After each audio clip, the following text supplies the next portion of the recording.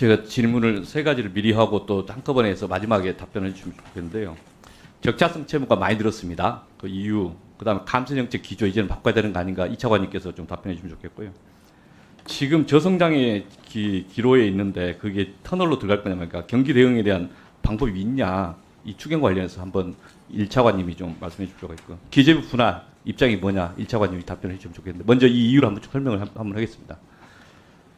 이게 기재부 나라냐, 이런 이야기들을 저희 많은 국민들과 함께 이야기를 합니다. 이건 뭐냐면 지난 수년 동안에 기재부가 무능하고 불통이 없고 오만했다, 그런 데에 대한 평가라고 생각합니다. 이 용어에 대해 동의할 거냐 별개로 그런 평가가 있다는 이야기를 드리는 거고요. 기재부는 정치하는가? 기재부가 정치 집단인가? 윤석열 정부와 특수부랑 이 모피아가 함께하는 연합정권인가? 묻는 겁니다. 모피아가 정치하는가? 지금 뭐 몇 가지 하는 것들을 보면 좀 독특하다, 이런 생각이 들어서 그렇습니다. 한덕수 총리, 김대기 전 비서실장, 추경호, 그 다음에 최상무, 이런 분들이 기재부를 대표하는 분들인데 현 정부의 한 축을 이루면서 책임 있게 했었습니다. 근데 12.3 내란 이후 제대로 했냐, 또는 그 전에 지난 3년 동안에 제대로 잘했냐, 이런 비판이 있는 거죠. 윤석열 정부에서의 경제팀은 전반적으로 무능하고 불통했다, 그 비판을 저는 작년부터 계속 지적을 하고 있습니다. 나라 국간이 이미 무너지고 있다. 나라 국간 무너지고 있다는 게 2021년 국세 수입이 약 340 몇 조인데 작년 336조가 나왔잖아요. 절대치가 줄어든 것에서 반성을 지금도 안 하고 있잖아요.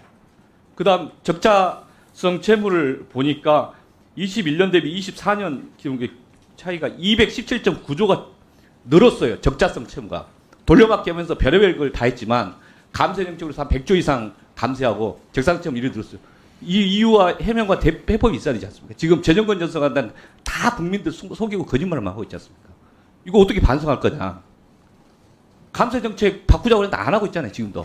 반성이 없어요. 국민들 보기에.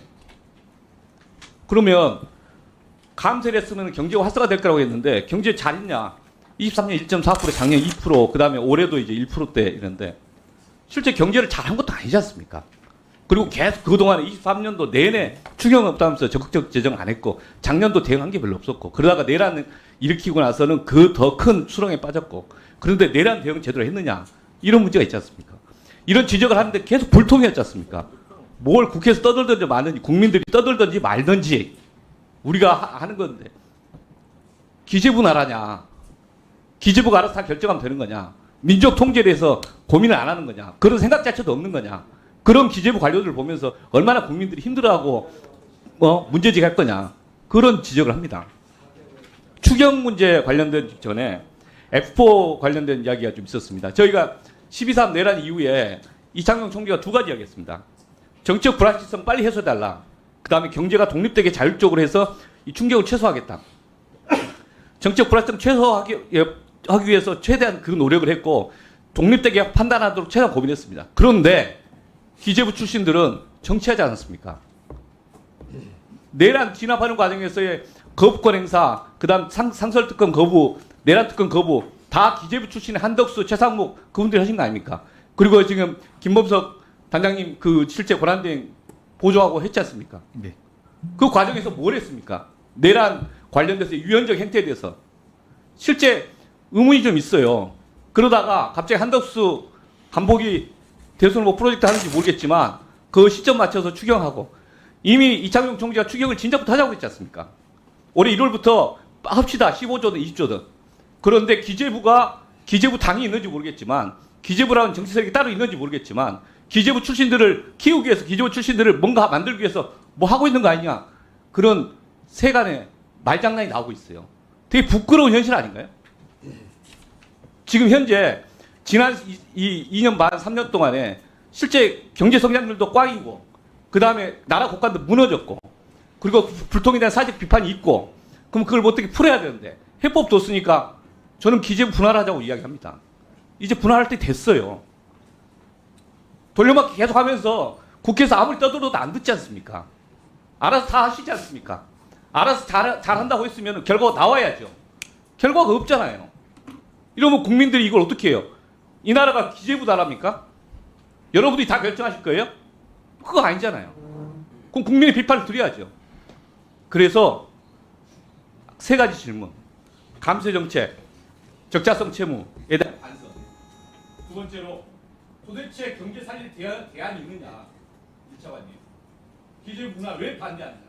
의견을 좀 이야기해 주세요. 저희 뭐 여러 차례 이제 말씀드렸지만 뭐 저희 뭐 감세 정책을 저희가 했니 안 했니 하는 뭐 그런 부분에 대해서는 그 여러 가지 논란이 있으니까 하겠지만 이제 뭐 감세를 떠나서 저희 일단 세수 부족 부분에 대해서 저희 나름대로 내부적으로도 통렬한 좀 비판과 한번 해봤던 경험으로는 우리나라의 조세 부담률이 대략 지금까지 보면은 잘 나오면 평균적으로 한 19%, 뭐 저희 한 10년간 보면 한 18%대 정도였고 아마 작년에 좀 많이 안 좋아서 한 17.7%, 뭐 감세량도 일부 있는 것으로 알고 한 0.7% 정도는 있었던 부분이 있는데, 그러니까 계속 이제 저희가 잘했다라고 드리는 말씀은 아니고 그 21년, 22년도에 대규모 초과 세수가 발생해서 조세 부담량 22%까지 올라갔었습니다.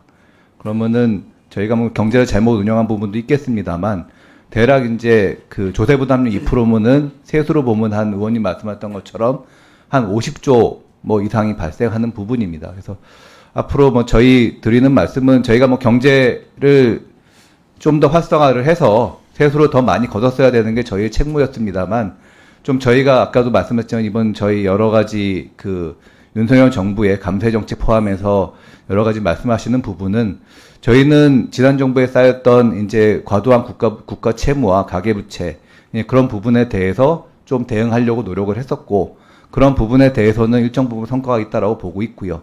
그런 부분에서 아마 의원님 지적하셨던 부분처럼 일정 부분 저희 그 금융성 채무가 좀 줄어들고 적자성 채무가 늘어났던 부분도 있습니다. 물론 저희가 더 근본적으로 경제를 잘 운영해서 세수를 더 늘리고 했었으면은 그 부분이 뭐 저희가 해결될 수 있었던 문제였겠습니다만 저희는 이제 한 3년 차까지 상당 부분 리스크 요인은 좀 극복을 하고 다음에 이제 좀 경제를 업턴을 좀 시켜보려고 해서 그 기대했던 부분인데 그 부분은 저희가 달성을 못해서 그 송구스럽다는 말씀을 드리도록 하겠습니다. 경제 살릴 대안 관련해서는 여러 이제 뭐 양당에서 다 여러 가지 좋은 대안을 고민하고 계시고 하시는 부분이 있겠습니다만 저희 현재 상황을 놓고 보면은 쉽지 않다는 말씀을 드리게 돼서 지금까지 정책을 이끌어왔던 입장에서 기재부 입장에서 그 부분 다시 송구했다는 말씀을 드리고 저희 정부는 뭐 아까 말한 정치적 의도는 전혀 없이 어느 정부가 됐든 간에 기재부는 경제를 최대한 안정적으로 운영하기에 노력했다는 말씀을 다시 한번 드리겠습니다. 제가 간단하게 추가로 설명을 드리면요.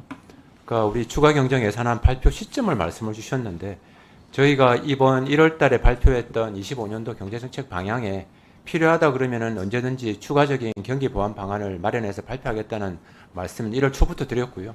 그리고 2월 달에 저희가 국정협의회에서 추경과 관련된 원칙과 방향을 논의하자는 이야기는 이미 2월 달에 이야기를 했었고 3월 30일 날 10조 원 규모의 추경안을 편성을 하겠다고 대외적으로 발표를 했습니다. 이게 시점상 어떤 특정 이벤트하고 연계시키기는 어렵다는 말씀을 드리고요.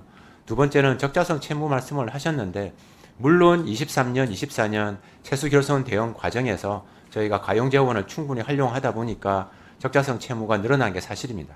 근데 만약에 그때 저희가 가용재원을 활용을 하지 않고 세입 경정을 해서 100% 국채 발행을 통해서 했다 그러면은 적자성 채무는 훨씬 더 늘어났을 겁니다. 그래서 22년 말 기준으로 저희 우리나라 국가 채무가 GDP 대비해서 45.9%인데요.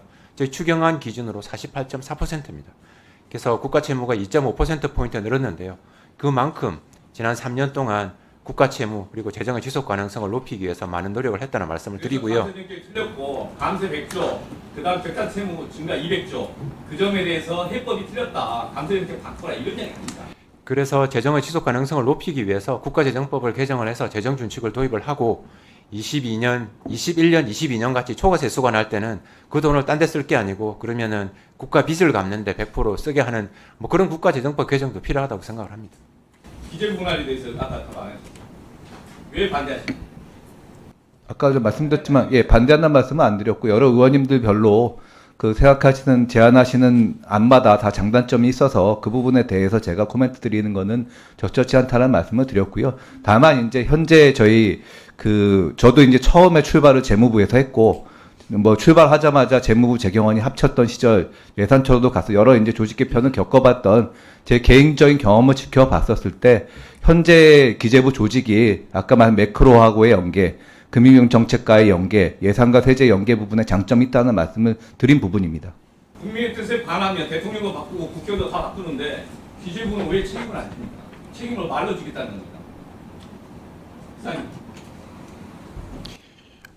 오기영 위원님께서 아주 중요한 지적들을 많이 해주셨는데 경제를 전체를 끌고 나가다 보면은 총괄 기능을 어디선가 해야 될 겁니다. 이게 다른 파트하고 달리 경제는 어디에서 이걸 컨트롤하느냐, 전체를 총괄하느냐 이게 대단히 중요한 문제이고 그러다 보니까 기획재정부가 본의 아니게 여러 부처 또는 여러 기관, 단체, 지방 거기에서 모든 소요들이 전부 한 곳에 집중되다 보니까 이렇게 해도 문제 저렇게 해도 문제 이쪽으로 와도 욕먹고 저쪽으로 와도 욕먹고 여러 가지 그런 구조적인 기능상의 문제가 있는 것 같아요.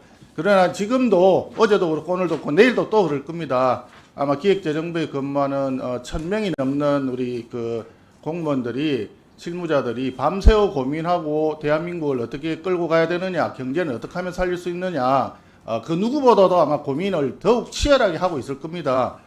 특히나 지금처럼 정치 리더십이 조금 흔들리는 이런 상태에서는 더더군다나 기획재정부의 기능과 역할 그리고 거기에 소명의식이 대단히 중요한 시기니까 뭐 차관이야 뭐 직원들 아마 여러 가지 지금 생각이 들 거예요. 그럼에도 불구하고 흔들리지 말고 경제를 좀 잘 이끌어 달라는 부탁을 제가 좀 대신하고 싶습니다. 우리 존경하는 오기영 위원님의 질타도 아마 그런 뜻을 담아서 사랑의 회초리를 내리신 거 아닌가 저는 그렇게 이해를 합니다. 앞으로도 계속 열심히 해주기를 바라면서 우리 다음은 신동우 위원님 질의.